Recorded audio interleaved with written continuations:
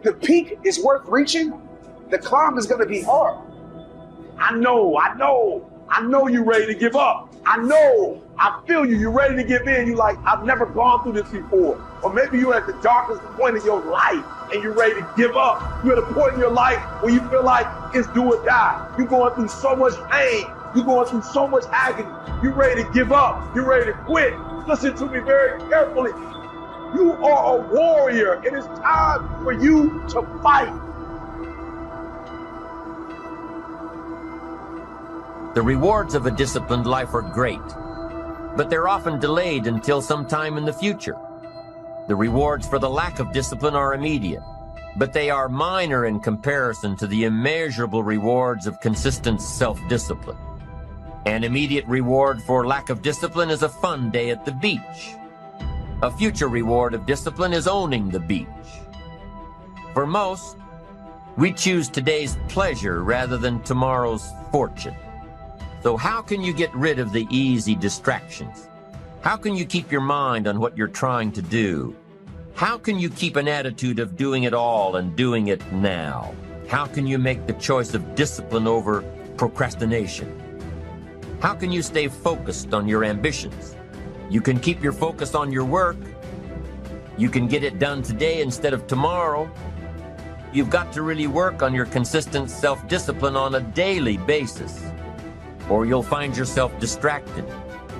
Distracted by negative thoughts, distracted by negative people. And pretty soon, depending on the type of people you've associated with, distracted by your doubts within yourself. Never underestimate the power of influence and associations. And never underestimate the power of your own consistent self-discipline. Now let's take a closer look at discipline, at the 3 steps to becoming disciplined. First, true discipline is not the easiest option. Most people would rather sleep until 10 o'clock than get up at 6. It's easier to go to bed late, sleep late, show up late, leave early. It's easier not to read. It's easier to turn on the television than to open a book. It's easier to do just enough than to do it all. Waiting is always easier than acting. Trying is always easier than doing. Imagine what life would be like if we didn't have to make our bed in the morning, or keep our garage clean, or pay our taxes, or show up for work tomorrow. Wouldn't it be fascinating if we didn't have to do these things? Wouldn't it be fascinating? What do you suppose would become of us? You're right, not much.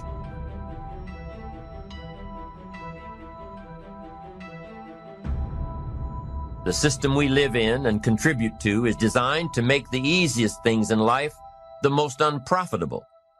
Profitable seems to be the most difficult. Our world is and always will be a constant battle between the life of ease and its momentary rewards and a life of discipline and its far more significant rewards. Each has its own price, the price of discipline or the price of regret. We will pay one or the other. What we wish we had done is the voice of regret, speaking in a sorrowful tone at a time when there is no going back. This is regret. Results. Every once in a while, you got to take a measure, see how you're doing. Now we take a measure called results. What is the results at the end of the day, the results at the end of the week? You can't let too much time go by without checking. 6 years I'd been out there working when I met my teacher, Mr. Shope. Shope said, well, Mr. Rohn, let's just go through a little summary here. He said, in the last 6 years, how much money have you saved and invested? Let's go through a little tab list here. How much money have you saved and invested the last 6 years? I said, what? 0. He said, you have messed up. He said, who sold you on that plan? I thought, my gosh, the man's right. I'm a nice guy. I bought the wrong plan. What if you were 50 and broke? Right? Didn't need to change countries. Bought the wrong plan. What a sad scenario that would be. Shope said, these questions. Let's go through some results. He said, how many books have you read in the last 90 days? I said, what? Zero. Wisdom of the world available? Change your life, change your future. Wisdom of the world available? Develop any skill you want, earn the kind of income you want, have all the treasures you want, equities you want, relationship with your family that you want, everything that you want available, and the wisdom of the world to help you get it. Haven't read any books in the last 90 days. My teacher said, Mr. Rohn, you have messed up. I'm telling you, you got the deal. Schultz said, Mr. Rohn, in the last 6 months, how many classes have you taken to improve your skills or to develop new skills? Go for the American dream. Become rich and powerful and sophisticated and healthy and influential. How many classes have you taken in the last 6 months? I said, how many? 0. He said, you have messed up. He said, you don't need to unmess the country. You don't need to straighten out the perplexed. You don't need to straighten out any of this stuff. All you've got to do is look within and let results teach you a great deal about your own activity, your own attitude, and your own philosophy. I went through that process. Take this phrase home. Results is the name of the game. What other game is there? You are a warrior. It's time for you not to back up, not to give up, not to give in. Stop letting stuff derail you. Stop getting stuck. Every time life don't go your way, stop getting stuck. Stop quitting. Stop giving up. Keep fighting in the midst of the struggle. Keep fighting. Keep thinking positive. Keep going. You only lose when you quit. Remember what makes you different from the weak. The difference between the weak and the strong is that when the strong have no more left, they fight, they fight, they fight. The weak, they quit, they give up, they give in, and there's nothing weak about you. So I need you to fight your way through it. I wish I had not waited 14 years. Somebody said if you want to lose something, lose money. You can get that back. 8 out of 10 millionaires have been financially bankrupt. Walt Disney filed bankruptcy 7 times and had 2 nervous breakdowns. But don't lose time. There were 14 years I sat on the sideline. 14 years I said, I don't have an investor in me like Tony Robbins. 14 years that said, I don't have an MBA or a PhD, and I can't compete with these guys. I have the complexion of rejection. And so I regret that. Because there's some people that maybe if they'd heard my voice, they would not have turned to drugs. If they'd heard my voice, their lives would have taken a different direction. And I can't get those 14 years back. That haunts me, and I think that drives me when I speak with such energy. I'm trying to make up for that time, but I can't. And this era that Fortune magazine has aptly called the era of possibilities. I want you to look out on your personal life and on your professional life. Now, I want you to think about something you want very badly. Just think about one goal that you'd like to achieve. Like my driving passion was to buy my mother a home because I appreciated Mama adopting us. And I said, Mama, that's something I want to do for you. And I achieved that goal. And ladies and gentlemen, let me share something with you. There's nothing like doing something that you set out to do that gives your life some meaning and power and purpose. And that gave my life some meaning and power and purpose. And I'll never forget when we drove there and I gave her the key and she got out. She, oh my God. I said, nobody could have told me that you would have done this. And I was a bad one. I mean, I was a problem kid, you know. My mama used to wear my butt out. Say, I'll whoop you behind till the cows come home. I said, I hope they hurry up.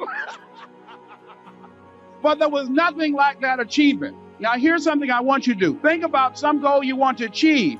And I don't want you to worry about how you're going to do it. That's not important. Just shut up. Get that. How is none of your business. Because of our mental conditioning, ladies and gentlemen, we unconsciously build a case on why we can't do something. When I wanted to go in the area of motivation, I started building a case for myself. Les, you can't do that. You've never worked for a major corporation. You can't do that. You don't have any college training. You can't do that. You don't have the money. You don't have the contacts. You've never done that before. What makes you think that you can make more money in 1 hour than most people make working for 2 or 3 months? How many of you have ever wanted to do something? And just answer honestly. How many of you have ever wanted to do something and you talk you out of it? Raise your hand if you know what I'm talking about. All right. So you know that inner conversation. That's what I'm going to override tonight. All right. Now, by the way, when I get started, I get fired up. So don't pay me any attention. Let me take my coat off. I don't have much time, so I want to burn this up. Hold this for me. Okay, so here's what I want you to do. All I want you to do is hold the vision of what you want. I want you to think about that all the time. Hold the vision of what you want. Keep that in your mind's eye. I dreamed about constantly being on Robert Schuller's program. I thought about it all the time. See, ladies and gentlemen, our thoughts have power. Your thought is what you brought. So people don't realize that. See, we can't control the thoughts that come in our minds, but we can control the thoughts that we dwell on. So your thoughts have magnetism, and the most challenging thing is to discipline your thinking, to hold the vision of what it is that you want. That's the most difficult part. I saw myself on Robert Schuller's program. I saw myself being interviewed by Robert Schuller. I saw myself prepared to answer whatever question he asked. I was ready for him. I'd been there 1,000 times in my mind. At the end of the program, he said, "It feels like I've known you before, like we've been together before." I said, "We have been, spiritually and mentally. I've been following you for a long time." I thought about it. See, this is no game to me. It's no memorized speech to me. I live this. I believe you don't teach what you don't know, and you don't lead where you don't go. And most people, ladies and gentlemen, most of us go to our graves with our greatness in us. Most of us, ladies and gentlemen, most people, when they die, you can literally put under their names, dead but not used up yet. No second chance. No, what would I do differently? Choose one or the other, but both will have their price, the price of discipline or the price of regret. One costs pennies, the other a fortune. The first lesson of discipline is that it isn't the easiest option. The second lesson of discipline is that it's a full-time activity. And we've said that the best form of discipline is consistent self-discipline. You see, the discipline that it takes to make your bed every day is the same discipline necessary for success in the world of business. The discipline to organize your garage is the same discipline to organize your business. All disciplines carry through to affect all parts of our lives. If we're disciplined in just one area and lazy in another, guess what? Pretty soon, the lazy side will creep in and destroy the disciplined side. The bad habits in one area of our life will eventually destroy our self-discipline in the areas we've been working on. Consistency cannot be inconsistent. Discipline is the mind being trained to control our lives. Discipline is a set of standards which we've selected as a personal code of conduct. Discipline is imposing on ourselves the requirements for honoring these standards. Once we've adopted these standards of behavior and conduct, we're committed to honor them. And if we don't, then there can be no disciplined activity. We find ourselves announcing our standards to our relatives, our friends, our associates. We shout our beliefs and condemn those who believe any differently, but then we don't walk the talk. We end up acting in a way far different from the beliefs we've shouted. We tell our kids that the TV is rotting their minds, yet we spend our evenings in front of it. We tell our employees that they must take advantage of every minute of the working day, yet we spend 3 hours at lunch. Do as I say, not as I do. This is inconsistent. This leads to a loss of credibility among those who watch us. And more importantly, this leads to a loss of credibility within ourselves. The only thing worse than one who is inconsistent in applying their self-imposed disciplines is one who has never considered the need or the value of discipline at all. These people seem to wander aimlessly, changing procedures, changing standards, changing loyalties, and shifting frequently from one commitment to another, leaving behind a trail of broken friendships, unfinished projects, and unfulfilled promises, all because of a discipline that was either non-existent or imposed so infrequently that it was ineffective. Here's all life asks us to do: make measurable progress in reasonable time. Just take home that little phrase, good phrase. We're asked in life simply to make measurable progress in reasonable time. We demand it of our children. How many years do you want your child to spend in 4th grade? Approximately. About 1. If it looks like they're not going to make it, we pour on the pressure, called legitimate pressure, lack of results. Peer pressure, family pressure, school pressure, community pressure. Every other kind of pressure we can bring to bear. What? You can't stay more than 1 year in 4th grade. What if they're nice kids? Wouldn't you give them 3 or 4 years? The answer's no. You got to make better progress. So you got to check fairly often. Some things you got to check every day. Some things you got to check at least by the end of the week.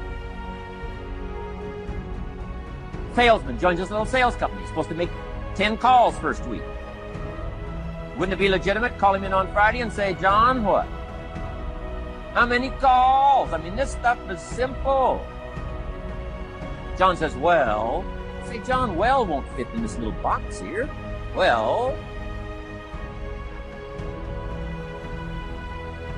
Now John starts with a story. You say, John, I made this little box so small so a story won't fit. I don't need a story. I need what? A number. A number. What will a number tell me? Everything. John's supposed to make 10 calls. What if he made 20? You say, wow. Wow. We got somebody. What if he only made 1 call? Whoa. Will that tell us something about John's philosophy? And the answer is yes. Will it tell us something about his attitude? Of course. Will it tell us something about his disciplines? Of course. And if he wants a lesson in life change, all he has to do is be willing to face numbers and come up with the results that will teach you to either celebrate if you got good results or fix whatever needs to be fixed in your philosophy, attitude, activity called discipline. You don't need to go anywhere else. I do believe in affirmations. They are valuable as long as you affirm the truth. Because it says in ancient scripts, the truth will set you free. Free to do what? Amend your errors and pick up new disciplines. That's what the truth is for, to help us amend our errors and pick up the disciplines for life change. That's what the truth is for. So I do believe in affirming the truth. If you're broke, the best thing to affirm is, I am broke. You put that up on the refrigerator where you can see it every day. I mean, that's how you do that. Because most people go through life holding back. Most people go through life not giving their all. Most people have their lives on hold. How many of you know you can do more than what you've been doing? Raise your hands, please. Now, ladies and gentlemen, that proves a point. That we know we can do more than what we're doing, and we're not doing it. Why? Why? I couldn't understand that. I was born in Liberty City. I knew I can do more than what I was doing when I was working for the Miami Sanitation Department. When I used to go door to door selling television sets, no money down. When I was working for Sears when it was on Biscayne Boulevard. I knew I can do more than that. But I wasn't doing, I was stuck because we don't do what we know. What we do is we operate in the context of the vision that we have of ourselves.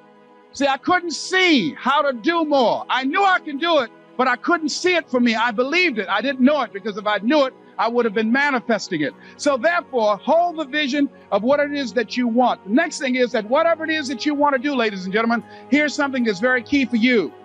There must be on your part a willingness to do what is required, a willingness.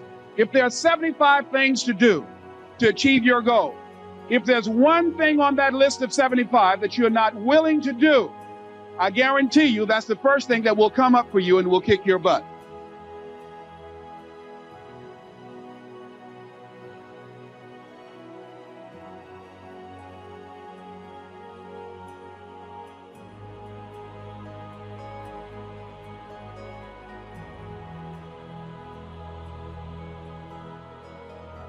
Credit goes to our awesome patrons who make videos like this one possible. Consider joining them to support our work.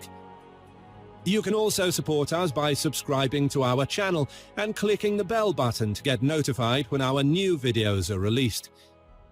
And as always, thank you for watching.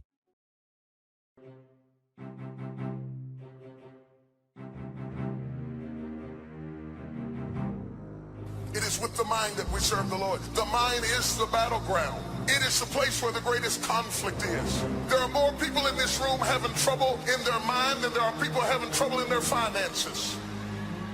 Every thought that I have started with a question. What's wrong with me? Let me tell you what happens when you ask that question. that question will attract a million answers. The moment you say, what's wrong with me? The devil has a list, everything. He'll show you everything from your genetics to your jawline to everything. I mean, he'll just take everything. But your questions direct the integrity of your thoughts. The struggle is in your mind. Slept 8 hours and you wake up still tired. Your mind has been in turmoil all night long. You've been wrestling in your sleep. Your body went to sleep, but your mind is still caught up in a warfare. Your mind is the battleground.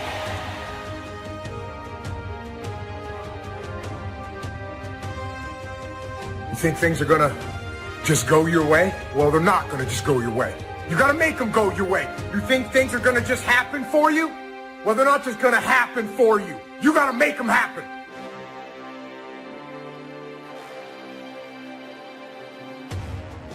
So I want to challenge you to waste no more effort wrestling with other people.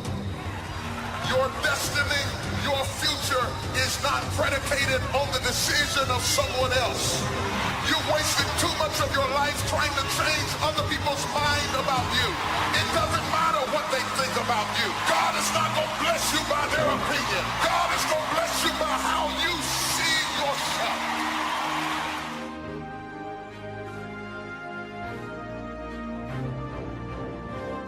People who have not accepted greatness for themselves, these people don't study, ladies and gentlemen. They don't have time for personal growth and development. They don't have time to work on their minds. People can affect us. Our peers can affect us. Our environment can affect us. Just working consciously to overcome the poverty consciousness, the feeling constantly of saying you deserve this. There's no need for you to be afraid. It's not too good to be true. It's true because you've earned it. Why do we care so much about people who don't care about us? That won't be there in the hard times, that won't be there when you hit rock bottom, that won't be there in your struggle, that never call you and ask you how you doing, that never calls you and asks you or checks on you to see if you need something. Why do we care about what they think? So easy. So easy to put things off. So easy to say, you're gonna do it tomorrow. Well, I want you to reprogram your brain and tell yourself that tomorrow is not a viable option. You do it today. You get it done today. That's what you do. The journey is just the pieces that you have to go through. And you get to choose to enjoy those pieces, to have fun during those pieces, because you know you're going to come out the other end being the person you wanted to be. And you're going to see it before everybody else does. That I can guarantee you. Self-approval. That's a very challenging area. Ladies and gentlemen, that's where most people get stuck. That's a stage that a lot of people get there and they never move out of that area. Why? Many things can contribute to our not approving our dreams, our not feeling good enough. A lot of things can contribute to that. Many of us never live up to our potential or don't approve ourselves because we never had anybody to believe in us. And because your doing doesn't come from the deeper place of being, it hasn't worked for you. If you're trying to find out who you are by doing things, you will never find out who you are by doing. You have to start with being, because the difference between the two determines the direction of your destiny. Everyone hits the ground at one point. The question is, who gets back up? Failure and setbacks. People quitting, chargebacks, flunking the exam. It's all gonna happen. Just get ready. You're gonna have false start after false start. Get it going, then you don't. Get it going, then you don't. Don't give in to that stuff. Don't give in to the fears. Don't give in to the setbacks. You're gonna have failure. It's part of the game. And when you get weak, when someone quits, when an appointment cancels, when some yahoo tells you you shouldn't be doing this, and you're not good enough, or there's something better, whatever they tell you, you remember why you're doing it. Greatness is not immediate. This is so important. In other words, greatness takes time to develop. Greatness is not immediate. You got to stay with it. You got to stay at it. You got to keep working on it. We give up too quickly. You map out, you think, you strategize, you change up your team. Ready, for the opportunity to present itself. Most of y'all are impatient. If it doesn't happen as fast as you want it to happen, you say maybe it wasn't meant to be. God will never give you something somebody else is supposed to have.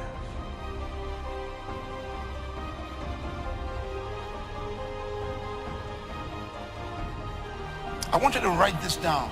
There are two powers in life that every one of us have to deal with every day, that you can never control or stop, is time and change. You cannot control time. You cannot control change. What's at the core of achieving the good life? The major key to the good life. It is not in mastering the attributes of leadership. Every day in 1,000 different ways, we are trying to improve ourselves by learning how to do things. We spend a lifetime gathering knowledge in classrooms and in experiences.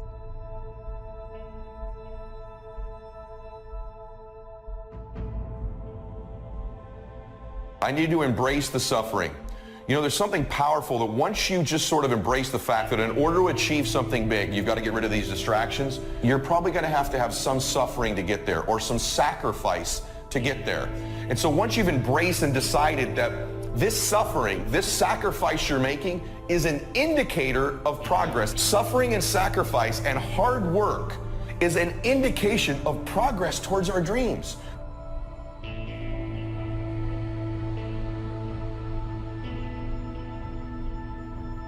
It's easy to say, I have a dream. That's easy. You can say that when the enthusiasm is there. You can say that when you have enough money in the bank. But I'm telling you, it's hard to say, I still have a dream. I still have a dream. Can't you say that after your friends turn on you? And after the people that you're doing it for stop believing in you?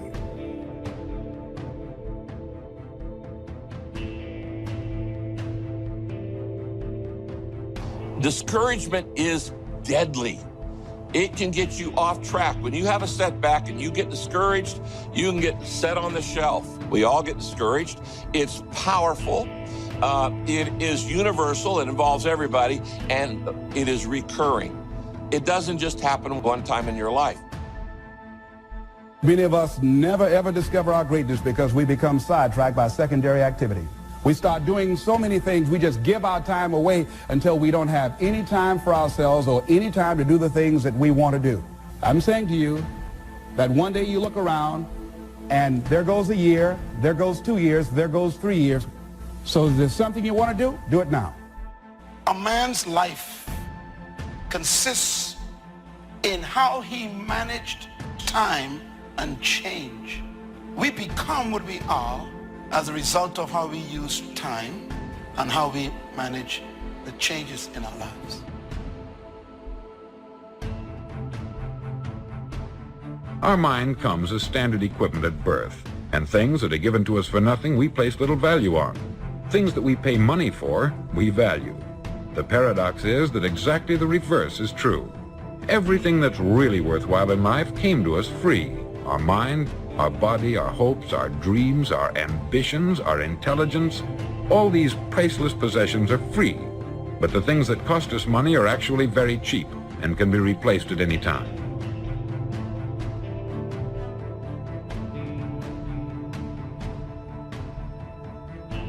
Use your power to create a new beginning for yourself. Find something that you love. I didn't come here to work for someone else. I came here to live my calling. A job is what you get paid for. A calling is what you're made for. I invested in myself. I couldn't afford to do it, but I couldn't afford not to do it. All disciplines carry through to affect all parts of our lives. If we're disciplined in just one area and lazy in another, guess what? The bad habits in one area of our life will eventually destroy our self-discipline in the areas we've been working on. Discipline is a set of standards which we've selected as a personal code of conduct. Discipline is the mind being trained to control our lives. Discipline is imposing on ourselves the requirements for honoring these standards. The most fatal deterrent to self-confidence is guilt.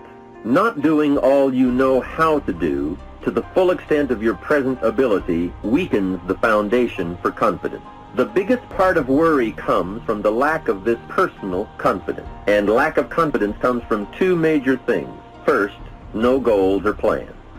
And second, no daily discipline to achieve.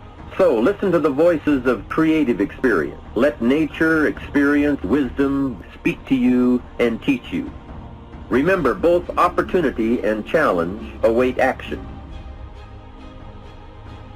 You can work on micro habits with regards to your conscientiousness, and I think the best micro habits, set up some aims for yourself, goals that you actually value. It helps you do a situational analysis of your life more than a psychological analysis, I would say. And so the questions are something like, well, you're going to have to put some effort into your life. We become what we think about. Conversely, the man who has no goal, who doesn't know where he's going, and whose thoughts must therefore be thoughts of confusion and anxiety and fear and worry, becomes what he thinks about. And if he thinks about nothing, he becomes nothing. Motivation is kind of a strange word. We think it means that we're fired up to do something and passionate to make something happen. Because you just can't turn on passion. You can't just turn on the desire to execute a task. Be certain of one thing. Every exaggeration of the truth, once detected by others, destroys our credibility and makes all that we say and do suspect. The tendency to exaggerate, distort, or even withhold the truth is an inherent part of all of us. It starts when we're kids, and then it continues when we're adults, exaggerating our net worth to impress old friends, exaggerating how close we are to closing a deal to impress the boss.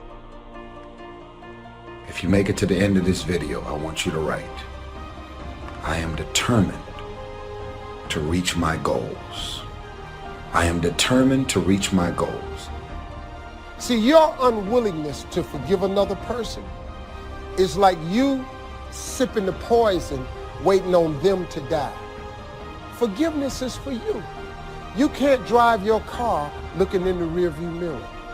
You can't. There's a reason why the rearview mirror is this big and the windshield is this big. If you keep looking in the rearview mirror, you're going to keep crashing your car. Have you ever noticed that when your faith is the strongest, you come up under the greatest attack? Because every time the devil senses that you're about to walk into who you be, and he's trying to stop you from doing it, slap somebody and say, just do it. Be great before it's too late.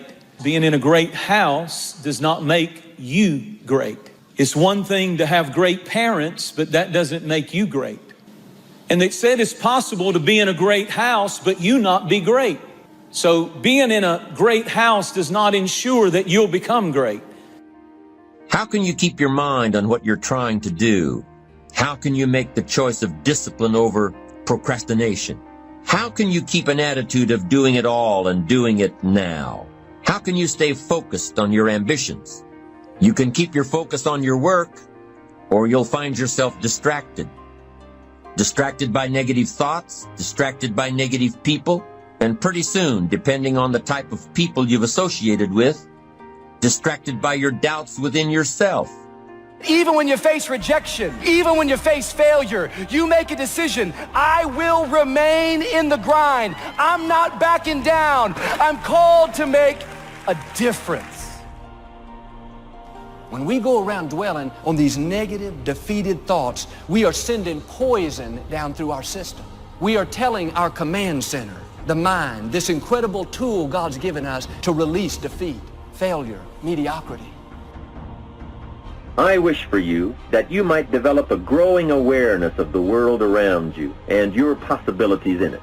Develop a sense of history and destiny, and be grateful for the opportunity that you have to participate in that grand endeavor. Start the daily action of first cleaning up all your current situations. Remember, little achievement leads to confidence that conquers guilt. Then buy up every challenge to reach your goal. You can now handle it. The winter, the spring, the harvest, the inspiration from it all, and the immediate and future progress that will someday give you a view from the top of your goals, your adventure, and your achievement. When you get up in the morning, no matter how you feel, you need to say, I am strong, healthy, energetic. I have discipline and self-control. I look good, I feel good, I think good, I smell good. Some of you, if you would do that, your mind would go tilt, tilt, tilt. It would think, what in the world are they saying? It would send an alert all through your system saying, hang on guys, we're changing directions. Don't send out any more defeat. This is a new day. Send out health, send out healing, send out strength, vitality, victory. You've got to get your command center sending out the right instructions. The people that are going to be successful are willing to do the things today others won't do in order to have the things tomorrow others won't have. What is it that most people won't do? Here's what they won't do. Learn something new. They're comfortable with what they're doing now. Learn something new. You need to learn how to control your own destiny. Be your own boss. That's what time it is. Most of the time, your challenge is you're not solving it quickly enough. You're not getting totally certain. Certainty is so huge. Flood yourself with certainty. And then most people don't understand. You can obliterate most problems with just massive action. I see people hem and haw and make excuses all the time when challenges arise, and it would have just been solved if you'd have decided, you'd have been totally certain, and you'd obliterate that problem with some massive action.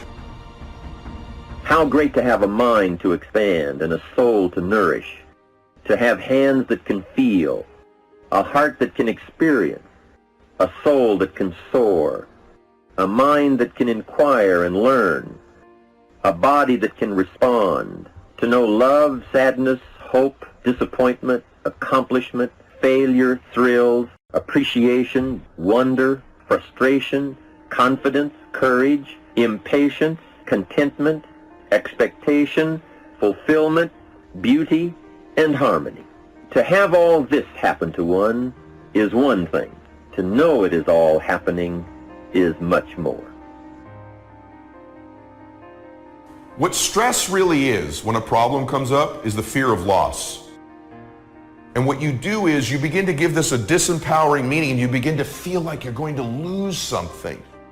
Which is why having a process means so much to me, because when I know I have a process to solve a problem, I'm so much less fearful of the loss or the stress that it's going to cause me. When you begin to get these feelings, it's where your focus is going that's causing this stress level to rise in you. And my hallucination for many of you is that when a problem arises, you begin to focus on the problem more than the solution. You begin to magnify your stress level, make a disempowering meaning, which is this fear you're going to lose something.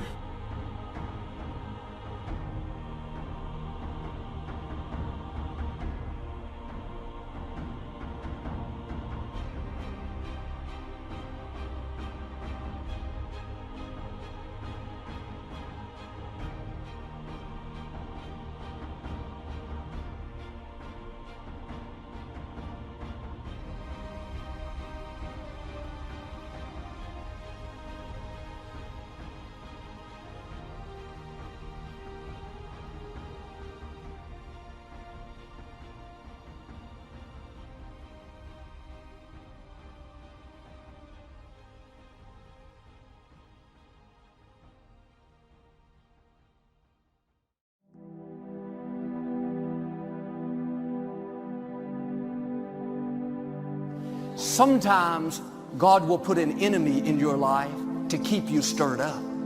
He'll allow critics, doubters, discouragers, even some haters.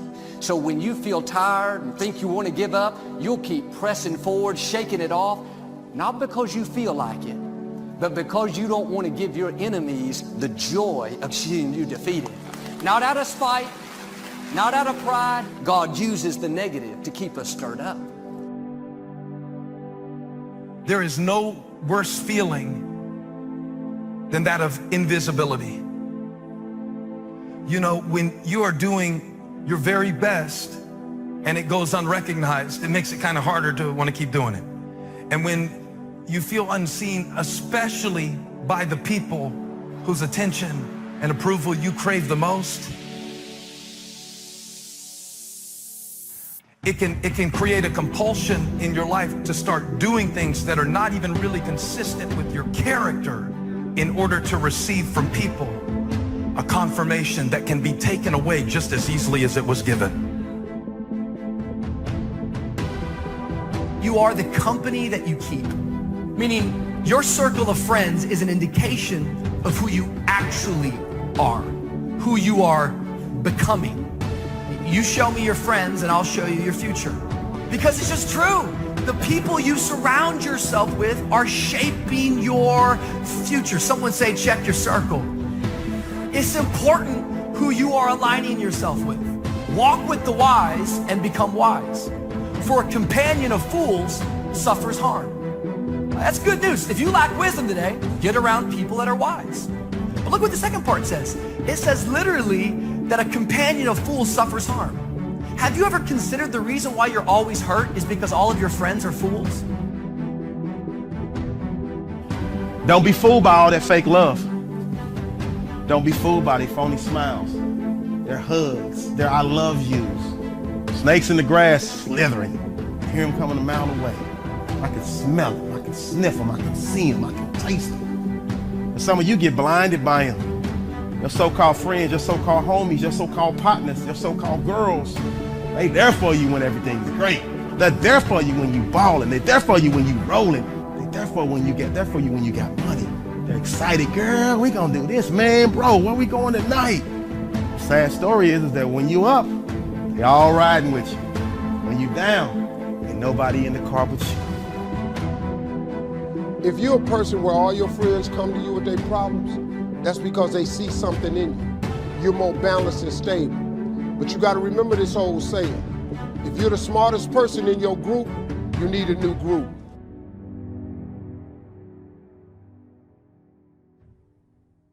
Some of my enemies, I feel like I need to write them a check.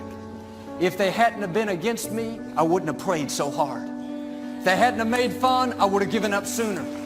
If they hadn't have told me I couldn't do it, didn't have what it takes, I might have been complacent, settled where I was. It was their opposition that pushed me forward. Many times, God will use your enemies to catapult you to success more than your friends. Here's how you know if someone's your friend. A, you can tell them bad news and they'll listen. They won't tell you why, you're stupid and why that bad thing happened to you and how something worse happened to them once and, derail the whole conversation. It's like, go away from that person. They're not helpful to you and they're not helpful to themselves either. You got to surround yourself with people who want the best for the best part of you. And that's a really good way of deciding who you should have around you. You spend your life performing for a crowd, it'll kill you. And you're like, I'm good. I'm not a preacher. I'm not a singer. I don't perform for people. It's gotten much deeper than that now. It's the feeling that we get when we start offering ourselves up in a form that is more impressive to people, but is not authentic to us. Is the mode that we all get tempted to get into when we start trying to bring a version of ourselves to a situation that we think will make a good impression. Don't complain about the person that betrayed you.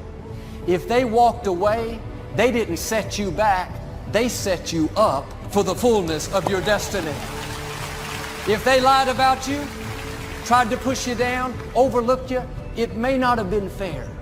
But if God allowed it, He knows how to use it for your good. Do not be misled. So don't sit around and be like, I think this is what's going on. No, wait, this is maybe what's happening. You don't have to come up with theories. Don't be misled. Bad company corrupts good character.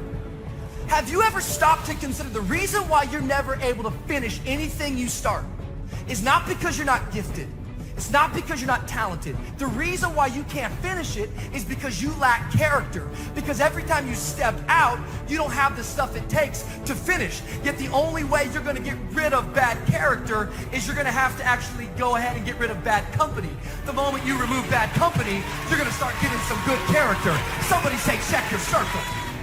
Sometimes there's something inside of you telling you that you are not enough. And since you feel like you're not enough, you start trying to do all this stuff to prove that you are enough.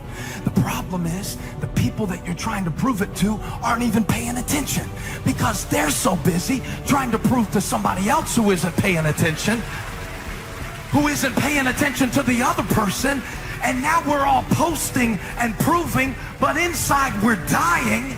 And you've got to know the places that you cannot go, whether it's on your phone, whether it's in your mind, because there are some places that you need to stay away from on purpose.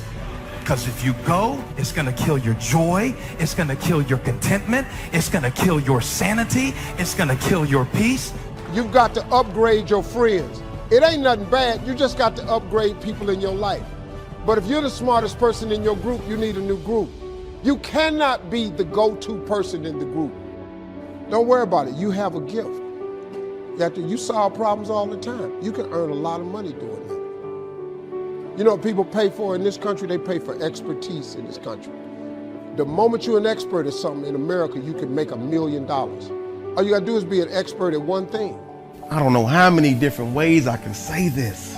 So many of us have to learn this the hard way. They act like they got love for you. Have your friends, have your family, have your relationships.